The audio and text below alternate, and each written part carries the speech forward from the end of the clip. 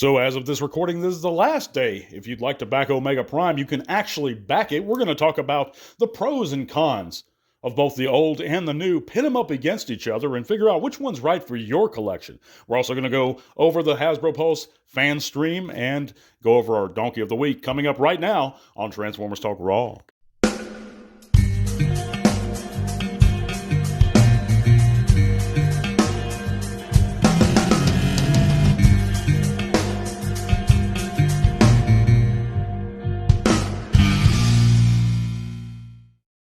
Thank you for coming in and listening to another edition of TTRP. That's the Transformers Talk Raw podcast on YouTube and Spotify. If you haven't heard, you can click all those great links in the description below. It's going to take you to all kinds of cool stuff. And as always, you can go over and sign our change.org petition against the scum that is PvP and his efforts to steal and review or receive stolen properties. You can sign that petition, help us out at great deals, help support the channel on Patreon, visit us and join our Facebook group. There you can share your own channels, chat bots with us, do whatever you like, and we'd be real glad to see you guys there. But let's get right into it. Yes, it's March 14th as of this recording, and it's the last day. If you want to own the HasLab Omega Prime, good or bad, love it or hate it, this is the last day. It's fully backed, but you can still back it. They're trying to get it to surpass the numbers of Victory Saber and Deathsaurus right now. So if you'd like to back it, this is your last day, unless you want to pay those secondary market prices. But either way, guys, let's get right into it. You know, the old versus the new. The old one at release, and first of all, I don't think it's a fair comparison again, and I've went over some of these points before, but I wanted to further elaborate a little bit in this segment. I don't think it's fair to say what the old one goes for now. We have to examine it in its own time, in its contemporary way. And when it was released, it was no more, wherever you bought it, within the US, it was no more than $50 each. That's a total of $100 for Omega Prime. Even if you buy at the most expensive retail locations, it was no more than $50 for God Magnus or Superfire Convoy. It just wasn't. So that's $100 you would have spent on Omega Prime back in the day. That one had lights and sounds. The new one doesn't. Hasbro now acts like it's a premium feature to release VAC metal on figures, when Mattel does it routinely at retail, is a point I make often, all the time. They did with the Motu Origins line. They do with several lines. VAC metal is not, as some people want to tell you, this is not true. VAC metal is not hard to do right. And it's not even that much more expensive to do. Is it bad for the environment? Sure it is. But so is normal, plastic producing measures and normal manufacturing procedures. They can't be good for the environment either. But either way, I digress. The old one had lights and sounds, the new one does not. The old one had a voice chip, the new one does not. They had, I think, the same amount of VAC metal, but it wasn't considered a premium feature back in the day. It was just there. And the real question is, if you don't already own it, and you don't mind spending the money, do you want to pick this one up? If you're a fan of the character, sure, pick it up. Back it. I support that 100%, guys. But if you already own the old version, people say it doesn't stand up well. When I had it, when I owned it, it stood up fine. But it may have degraded this much over time, and it may have problems standing these days. I don't know. It's been a few years since I've owned it. But it was a great figure. It had great articulation, the original 2001 RID version. And it's pushing 25 years old now. I know it's about 23 years old. So it's a very old figure. It's a pretty old figure. I own much older, but it needed, I'm not going to say it needed an upgrade. This is an upgrade for it, or an update to it. But it had some great articulation as it is. It had ball wrists. It had ratchets at the thighs. It had knees. It had a ball joint head. Well, Omega Prime, I think, had just a swivel head, actually, not a ball joint. So there are a little bit of articulation advantages to the new one. But the main point, in my opinion, is, guys, if you like it and you really love the character, go ahead. I just think it's a sad and continual sad travesty that actual children can't also enjoy this main character within a Transformers series. Now, children have missed RID, but they'll never get into it if they don't have an opportunity to acquire these beloved characters, and they are main characters. A lot of folks like to say, and I hear this repeated and regurgitated time after time, that God Magnus or Ultra Magnus, the RID version, would shelf warm. I've never seen an Ultra Magnus shelf warm besides maybe the Siege or the Netflix Ultra Magnus. Combiner Wars didn't, G1 didn't, and I lived through all that. Even the true reissue of the G1 Ultra Magnus did not shelf warm. I think those are invalid points. I think,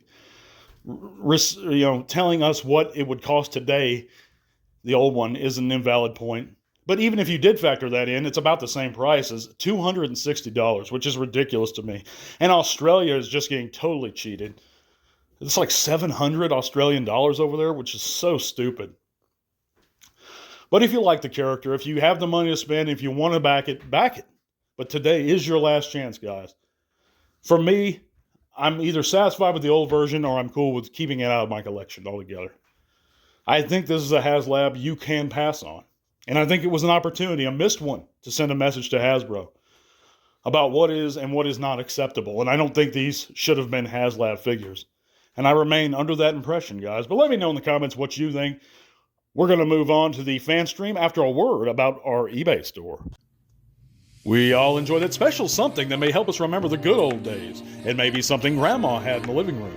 It may be that special Christmas gift you begged for and eventually got. Or it may be something simpler. Whatever the case, you can not only help support the podcast further by checking out our eBay store, but you may just relive some of those old memories just by picking up that special item. The really cool part? We have a perfect selling record and offer free shipping on most items. So support the show a little more, if you like. Now, on to the news. So there were a lot of complaints about this week's Fanstream. Of course, we're going to have 4 of them in total. We had one last week. We got one this week. We're going to get 2 more. And they promised some new reveals next week. But this one didn't have a whole lot of new reveals. At least not stuff we've seen before. We know that the Target Optimus Prime and Bullseye was shown off in detail and in hand with Hasbro. Now, they say Bullseye is a little bubble mailer that comes with Optimus. But it seems a bit out of place to me with Optimus. I think this mold has to be either a pre-tool or a use of what will be Steeljaw or maybe even Ravage to come. And it's clearly a cassette. We can see that, in my opinion. The Optimus does look good. It's sad to me that we have such a focus on exclusivity nowadays and branding that we have to get figures like this. And I think it is a straight-up novelty. But the mold looks great. We've seen this mold before, a time or two. Coloring's good. I think Bullseye, the Target dog, the mold looks decent. So if you're into it, you're going to be able to get that pretty soon. But maybe, if distribution's fine, or you have a Target local to you, and you can find it. God forbid that European folks or people in the rest of the world try and acquire this, because I don't know how many Targets are over there. I don't know how worldwide spreading Target is. I don't think there's a lot of them over there. So hopefully everyone who wants this elsewhere can also acquire this.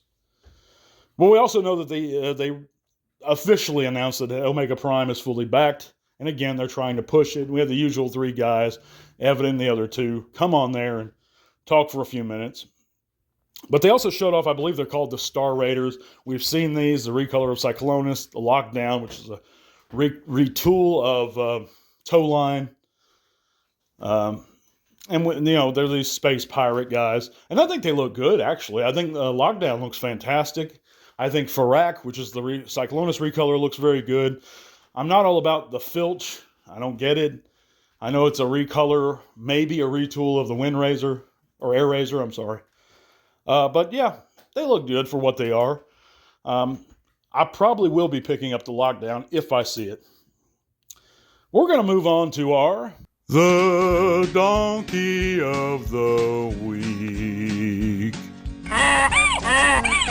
Just when I thought we weren't going to get a Donkey of the Week, guys, yesterday I got this comment, and it was so random. It was a response to a video I did protesting PvP last month about drawing the line. If you want to look up that video, you can do so. It was last month. It was drawing a line in the sand with stolen figure reviews, specifically PvP.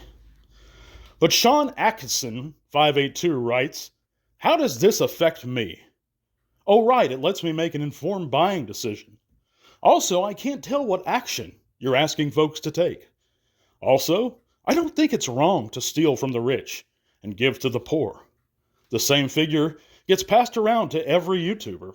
Well, Sean, every once in a while, like I said, we'll get a comment that I think warrants, because most of the time I'll just delete and ghost, anybody who's being rude. But this was especially stupid to me. Because you clearly didn't watch or listen to the segment. Because in the segment, I told you exactly what actions we should be taking. I provided the link, as I do in every segment, to our change.org petition. I urge people to sign it within that segment. I believe I flashed Hasbro's customer care number on the screen and urge people to continually call it. I do that every time I talk about PvP. So I don't know where you're getting, you don't know what actions I'm asking you to take. I'm suggesting plenty of actions. He goes on saying, I don't think it's wrong to steal from the poor or the rich and give to the poor. Well, that's kind of beside the issue. Even though I do think it's wrong, it's illegal to steal from anyone or to steal at all. And it is clearly a testament to how you were raised. But it is illegal, and so the law thinks it's wrong. How does it affect me? Well, dude, if I have to tell you how people stealing things from companies affect us and our hobby and our community, it's going to be a much longer segment. But I go on about how it affects us in many, many times. I suggest you actually listen to even the videos you're commenting on, because I believe even there I go on to explain how it affects us. So for that, Sean Atkinson, you are the Donkey of the Week. I'd like to thank you guys for listening. We're going to be back with another segment next week covering Hasbro's Fanstream there. Hopefully we'll have some more reviews or more reveals, and we'll be giving away a new figure real soon. God bless you guys. Thanks for listening, and to all are one. This podcast is made possible thanks to the support of great people like you. Thank you.